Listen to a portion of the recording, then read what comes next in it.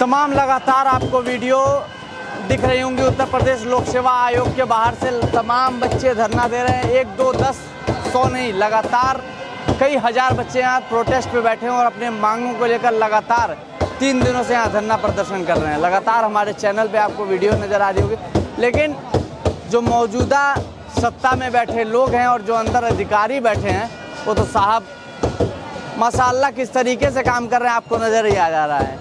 किस तरीके से यहाँ बच्चे मांग पे मांग कर रहे हैं। न जाने दिल्ली से, भारत के हर एक कोने कोने से यहाँ पे बच्चे आके अपनी मांगों को रखने का प्रयास कर रहे हैं। लेकिन साहब अपनी जिद पे अड़े हुए हैं। यहाँ टांग रखे हैं तो यहीं रखेंगे रहेंगे, यहाँ से टांग हिलाएंगे नहीं। क्या नाम है? बबीता।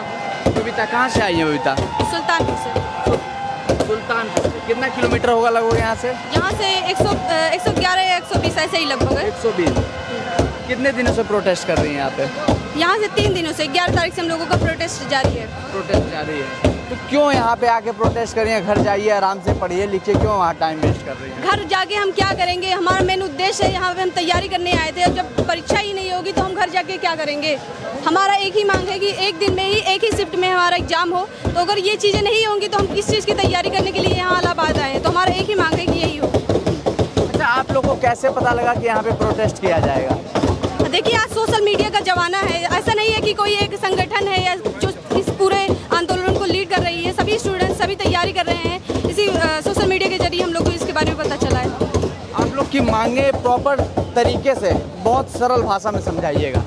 हमारी मांगे सिर्फ एक ही है कि ये जो नॉर्मलाइजेशन की प्रक्रिया है इसको ख़त्म किया जाए। क्योंकि देखिए, जैसे कि यूपीपीसीएस है, एआरओ और आरओ का जो एग्ज़ाम है, ये ऐसा नहीं है कि इसमें मैथ्स ऐसे आते हैं। ये ह्यूमैनिटीज़ के सब्जेक्ट होते हैं। अगर आपको नहीं आ रहे क्वेश्चन तो आप मतलब किसी 2 स्टूडेंट के किसी एक क्वेश्चन जो है जिस स्टूडेंट को आ रहा है तो उसके लिए वो इजी हो जाएगा। लेकिन वही क्वेश्चन जो है दूसरे स्टूडेंट को नहीं आ रहा है तो उसके लिए वो कठिन हो जाएगा। तो इसमें नॉर्मलाइजेशन की जो प्रक्रिया है वो लागू ही नहीं की जा सकती है यहाँ।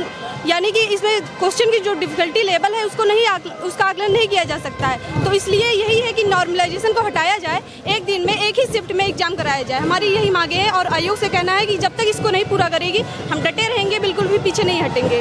खाना वाना खा के आई हैं? नाश्ता करके आए हैं, खाना नहीं खाए हैं क्योंकि लेट हो रहा था तो फिर आना ही पड़ा। जैसे एक बार समझिए, ये बेटियां हैं, घर से माँ बाप से ये कह के निकली होंगी पिताजी पढ़ाई करके एक अधिकारी बनेंगे। लेकिन साहब अंदर बैठे हुए हैं, उनको कहाँ ही मंजूर है कि ये बेटियां अधिकारी बने। साहब नॉर्मलाइजेशन लाएंगे।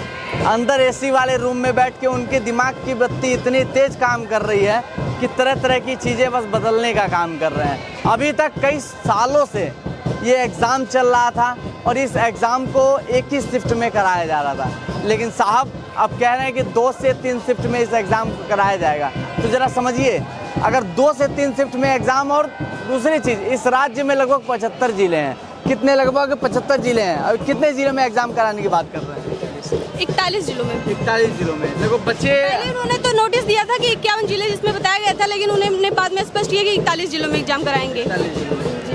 क्या नाम है आपका? चंद्र प्रकाश नाम है। कहाँ से आए हैं? मैं बस्ती जिला से आया हूँ। बस्ती से? यहाँ लगभग कितना किलोमीटर होगा? यहाँ लगभग 280 किलोमीटर हो गए। 280 किलोमीटर से आ रहे हैं। कितना दिन हो गया आए हुए?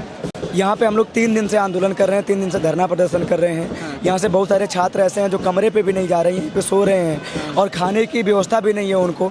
जो भी उनके पास पैसा थोड़ा बहुत है उससे खा पी रहे हैं। बहुत सारे छात्र तो ऐसे हैं जिनके ढंग के खाने पीने की भी व्यवस्था नहीं है। भूखे प्यासे यहाँ लोग आंदोलन कर रहे हैं। लेकिन हमारे संजय श्रीनेत साहब हैं, वो अय्याशी कर रहे हैं। उनको इससे कोई मतलब नहीं है कि छात्रों की मांग क्या है, उनके मुद्दे क्या हैं। नॉर्मलाइजेशन की प्रक्रिया को हम अस्वीकार करते हैं क्योंकि जितनी बार भी आज तक नॉर्मलाइजेशन हुआ है, मामला सुप्रीम कोर्ट हाई कोर्ट में अटका है। और जब भी मामला सुप्रीम कोर्ट हाई कोर्ट में अटकता है तो छात्रों नौजवानों को सालों इंतजार करना पड़ता है। एक तो कई साल इंतजार करने के बाद भर्ती निकलती है और फिर इस तरह से फिर भर्तियां जाके सुप्रीम कोर्ट हाई कोर्ट में अटक जाती हैं। तो छात्र नौजवान हताश निराश होते हैं। और आप जानते होंगे कि इलाहाबाद शहर में साल 2022 में ही 300 नौजवानों ने 1 साल के भीतर आत्महत्या की थी। पिछले फरवरी में जब आरओ और पुलिस का पेपर लीक हुआ था तो 12 नौजवानों ने केवल 3 हफ्तों के भीतर आत्महत्या इसी शहर में की थी। लेकिन हमारे देश में ना मीडिया, टीवी चैनल को, इससे जिसको गोदी मीडिया कहा जाता है, कभी इन मुद्दों को उठाते ही नहीं है कि जो छात्र नौजवान आत्महत्या कर रहे हैं उनके मुद्दों को उठाया जाए। और ये जो नॉर्मलाइजेशन की प्रक्रिया है हम लोग इसको नहीं मानते हैं। हमारा मानना है कि अगर नॉर्मलाइजेशन की प्रक्रिया अपनाई जाएगी तो एक तो विलम्ब होगा, लेट होगा, दूसरा ये भयंकर धांधली होगी। और ये सरकार जानबूझकर करती है ताकि अपने लोगों को वो सत्ता में, प्रशासन में बिठा सके। इसलिए हमारी यही मांग है कि 1 शिफ्ट 1 डे एग्जाम करवाई जाए। और जब नॉर्मलाइजेशन को जरा आसान भाषा में समझाइए। नॉर्मलाइजेशन प्रक्रिया ये है कि जैसे जब एग्ज़ाम कई शिफ्ट में करवाया जाता है तो होता यह है कि कई बार एग्ज़ाम में पहले शिफ्ट में 10 क्वेश्चन गलत हो, दूसरे शिफ्ट में 5 क्वेश्चन, तीसरे शिफ्ट में ऐसे अलग अलग शिफ्ट में अगर क्वेश्चन गलत हो जाते हैं तो सारे क्वेश्चन को बैलेंस करने के लिए, और कई बार ऐसा होता है कि अलग अलग शिफ्ट में क्वेश्चन का जो डिफ़िकल्टी का लेवल होता है वो अलग अलग होता है। तो उसको नॉर्मलाइज करने के लिए, उसका मानकीकरण करने के लिए परसेंटाइल बेस पे रिजल्ट तैयार किया जाता है। और उसमें होता ये है कि कई बार जिन छात्रों का नंबर ज़्यादा होता है नॉर्मलाइजेशन करने के बाद कम हो जाता है, और जिनका कम होता है उनका ज़्यादा हो जाता है। तो भयंकर धांधली इसमें देखने को मिलती है। तो इसलिए नॉर्मलाइजेशन की प्रक्रिया को हम गलत मानते हैं और ये तरीके से छात्रों, नौजवानों के भविष्य के साथ खिलवाड़ है। तो हम इसको अस्वीकार करते हैं और सरकार से यही मांग करते हैं कि नॉर्मलाइजेशन को हटाया जाए और एक दिन में 1 शिफ्ट में एग्जाम करवाया जाए। और ये ऐसा नहीं कि पहली बार कोई हम मुद्दा उठा रहे हैं, जितनी बार भी आरओ का एग्जाम लिया गया है वो ऐसे ही हुआ है। तो अगर हर बार वो करवा सकते थे तो इस बार क्यों नहीं करवा रहे हैं? और इस बार सेंटर्स उत्तर प्रदेश के 75 जिलों में क्यों नहीं बना रहे हैं? देश में चुनाव होता है तो गली गली, कूचे कूचे के जो स्कूल होते हैं वहाँ पर एग्जाम चुनाव करवाने के लिए बूथ बनवा दिए जा सकते हैं, वहाँ पे चुनाव ढंग से हो जाता है। लेकिन छात्रों, नौजवानों के भविष्य के साथ खिलवाड़ हो रहा है, उनके लिए कोई एग्जाम सेंटर की व्यवस्था नहीं कराई जा रही। सारे सरकारी स्कूलों को बंद किया जा रहा है। जब सरकारी स्कूल बंद होंगे, प्राइवेट स्कूल धड़ल्ले से खुल रहे हैं और ये कह रहे हैं कि प्राइवेट स्कूल में सेंटर नहीं बनाएंगे। तो सरकारी स्कूलों को जो बंद किया, बढ़िया तो है, प्राइवेट स्कूल में सेंटर नहीं बनाएंगे, आप लोग के बढ़िया के लिए तो ऐसा नहीं, बिल्कुल हमारे बढ़िया के लिए नहीं है। पहले वो सरकारी स्कूल बंद करेंगे। और अभी आंकड़ा भी आया है ना, यूडीएसआई का आंकड़ा भी है कि हमारे देश में आधे से ज़्यादा प्राइवेट स्कूल इन्हीं चुनावबाज पार्टियों के नेता मंत्री के हैं। और यही सत्ता में जाएंगे तो क्यों सरकारी स्कूलों को दुरुस्त करेंगे? क्योंकि अगर वही प्राइवेट धंधा खोल कर बैठे हैं, क्योंकि अगर उनका सरकारी स्कूल ढंग से चलेगा तो उनका प्राइवेट धंधा बंद हो जाएगा। और अगर प्राइवेट स्कूल धड़ल्ले से खुलेंगे तो सरकारी स्कूल बंद होंगे तो फिर उनको सेंटर नहीं मिलेगा। डर नहीं लगता है? बिल्कुल डर नहीं लगता है। अगर हम अपनी मांगों को, मुद्दों को लेकर लड़ रहे हैं तो हम क्यों डरें इस बात को लेकर? हमारा मानना है कि जैसे भगत सिंह जैसे लोगों ने अपने दौर में, अपने दौर की लड़ाई के ऊपर FIR कर दिया गया, कई लोग को पकड़ के थाने में बंद कर दिया गया, आगे आपको भी कर दिया जाए, डर वर नहीं। हम लोगों को पिछले 3 दिनों से हम लोग दिशा छात्र संगठन थे, कुछ लोग इसमें से, हम लोग का जहाँ ऑफिस है, ऑफिस पे छापा डाला गया था। लगातार पुलिस का पहरा है वहाँ पे और लगातार फोन के सर्विलांस के माध्यम से हम लोगों का पीछा किया जा रहा है और गेट पे आने से रोका जा रहा है। अभी यहाँ पे कुछ छात्र पानी लेकर आ रहे थे, उनको पुलिस प्रशासन ने पानी लाने से रोक दिया था। आधार कार्ड मांग रहे थे, पुलिस प्रशासन जबरिया छात्रों, नौजवानों को रोक रही है गेट पे और तमाम जगहों पे। क्या कह रहे हैं? मेरा नाम है? मेरा नाम संजय है। कहाँ से आए हैं? प्रतापगढ़ से आया हूँ। प्रतापगढ़ से जी, हाँ। क्या कह रहे हैं?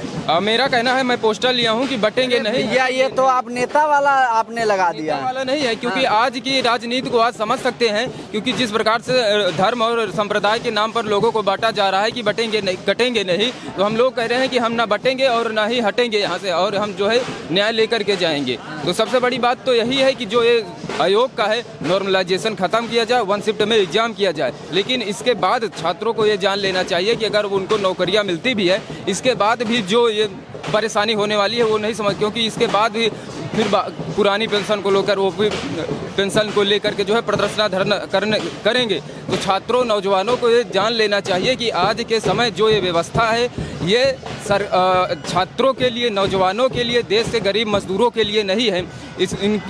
इनको हमेशा लड़ने के लिए जो है तैयार रहना चाहिए। अपने समय में भगत सिंह ने भी कहा था कि अगर कोई भी सत्ता जनता की बेसिक चीज़ों को पूरा नहीं कर पा रही है तो उसे सत्ता छोड़ देनी चाहिए या जनता उस सत्ता को खत्म कर दे। क्या नाम हुआ भैया आपका? श्रीनेत कुमार सिंह। कहाँ से आए हैं? मऊ जिला से। मऊ से। लगभग कितना किलोमीटर होगा यहाँ से? 200 किलोमीटर। और लगभग एज क्या होगी आपकी? 32 साल। जी। कितने सालों से तैयारी कर रहे हैं? IAS PCS मिला के 10 साल। तो भैया थोड़ा आगे आइए। हाँ, IAS PCS मिला के 10 साल। 10 साल हो गए। जी जी। अभी तक अगर यहाँ समय नहीं दिए होते तो कहीं और हो गए होते? बिल्कुल हो जाते। तो हम लोग यहाँ पर इसीलिए खड़े हैं लोक सेवा आयोग के सामने 3 दिन से नॉर्मलाइजेशन के विरोध में। जैसे पहले परीक्षाएं होती रही हैं IAS की और PCS की, समीक्षा अधिकारी की, लोक सेवा आयोग से हम लोग यही मांग करते हैं कि परीक्षा एक दिन में हो और एक शिफ्ट में हो। नॉर्मलाइजेशन का हम लोग विरोध करते हैं। नॉर्मलाइजेशन इनका केवल बहाना है अपने लोगों को, भ्रष्टाचारियों को अंदर करने का। इस वजह से हम लोग 3 दिन से आंदोलनरत हैं, विरोध कर रहे हैं। भैया डर नहीं लग रहा है? क्या क्या लिख के चल रहे हैं? नहीं भैया, काहे का डर, हाँ। भविष्य तो चौपट करने में लगे ही हैं। कैसे चौपट हो रहा है? अरे चौपट होगा नहीं, बैक डोर से IAS बना देंगे, PCS बना देंगे, नॉर्मलाइजेशन ला देंगे, तो कहाँ से काहे का डर, काहे जिंदगी तो बची ही नहीं है। घर में जाके पढ़ाई करना चाहिए, धूप में दौड़ रहे हैं धूप में। अरे तो भैया यहाँ शौक थोड़ी लगी है, पढ़ाई तो कर रहे हैं। जब अपने भविष्य के लिए लड़ रहे हैं, अब पढ़ाई तो कर ही रहे हैं ना। जब हक और अधिकार की बात भी नहीं कर पाएंगे तो पढ़ाई किस काम की रह जाएगी, बताइए। कहाँ से आए हैं? हम तो प्रयागराज से ही हैं। प्रयागराज से जी। कितने सालों से तैयारी कर रहे हैं? मुझे तो 1 वर्ष हो गया। 1 साल से? हाँ, 1 साल से RO की कर रहे हैं। अब ये आगे देना है। जब इसी तरह से रवैया देखेंगे तो कहाँ से मनोबल टूट जाता है ना। एक बार समझिए साहब, सरकार का एक श्लोक है ना, बेटी बढ़ाओ बेटी बचाओ बेटी पढ़ाओ। ये बेटी यहाँ पे धरना दे रही हैं, तमाम लड़के यहाँ पे धरना दे रहे हैं। तो आखिरकार ऐसे जब धरना दिया जाएगा तो बेटी बचेंगी कैसे और बेटी पढ़ेंगी कैसे? तमाम लगातार अपनी मांगों को लेकर ये लोग 3 दिनों से बैठे हुए हैं। लगातार 72 घंटे हो गए। 72 घंटे हो गए बिना खाए पिए आंदोलनरत हैं हम लोग। सरकार की तरफ से ना आयोग की तरफ से कोई मिलने आया, ना कोई हम लोग की मांग को सुनने आया है। इस वजह से हम लोग जब तक मांग नहीं मानी जाएगी तब तक हम लोग वापस नहीं जाएंगे।